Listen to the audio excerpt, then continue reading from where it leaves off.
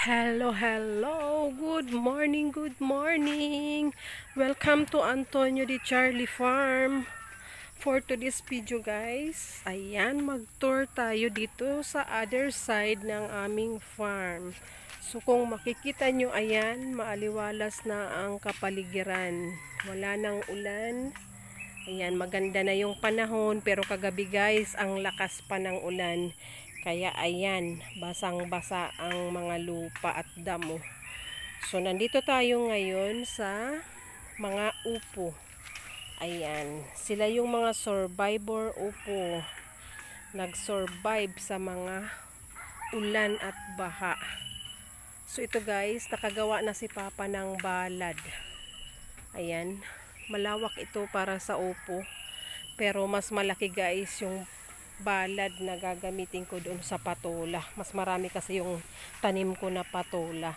So for now, ito munang upo ang ating iba-vlog. So ito yung nauna, pinakauna tong tanim na hindi namatay sa bagyo. Ayan. Gumapang na guys. Ito yung upong bilog.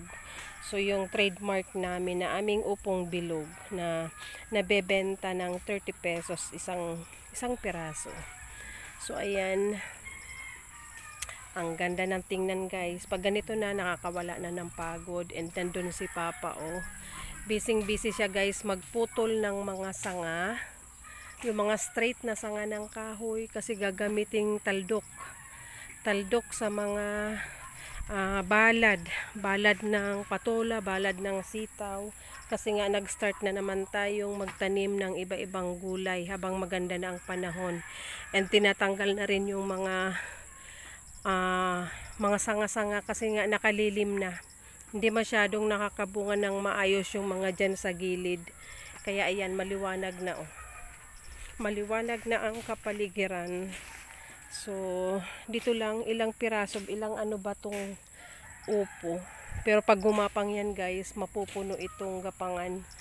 So, ito na yung pinakauna. Unang-unang tanim na siguradong makaka-harvest tayo. Kasi ito lang talaga yung nag-survive sa mga una naming tanim. Pangalawa na pala to kasi yung una yung sitaw, yung pipino na nabulok.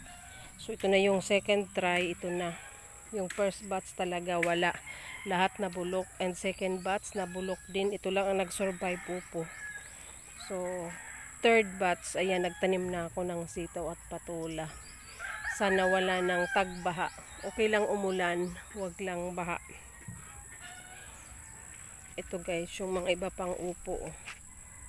Ayan, maglalagay na lang ng kawayan or kagingking. Gagapangan papunta sa balad. Ayan, upo. Ay, dito parang na ano, apektado kang uran pa, nagtagiltil. Ayan guys oh, pag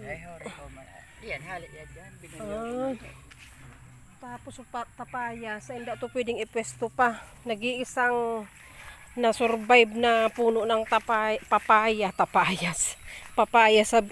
sa Bicol guys. Ayan, ito mataba oh, bago ito. Ito na yung pangalawa. Buti may mga natira pa. Kasi yung mga pinapahinog namin na bunga guys, mga na ano din, nabulok din dahil hindi pa matigas, namatay na yung puno dahil nga nababad sa baha. Pero nagtry na pinatubo yung mga buto. Ayan, may nag-survive na ilan. So hindi pa rin hindi matitigil yung ating upong bilog.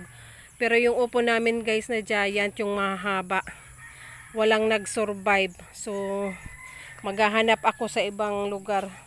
Baka meron pang ganun. Mahirap mawala ng mga iba-ibang klaseng gulay. Hindi kasi yun nabibili guys. Yun yung native pero sobrang lalaki, sobrang haba. Ayan, maaliwalas na ang kapaligiran. Nagliwanag na guys oh. Ang daming pang poste, panggawang balad, ang dami rin pang gatong. Yung gagatungan lang ang wala pa. Pwede na guys makapalambot dyan na isang buong baka sa gatong na yan. Wala lang, baka lang kasi wala tayong baka. Ayan. So, ayan ang update natin sa Oppo guys.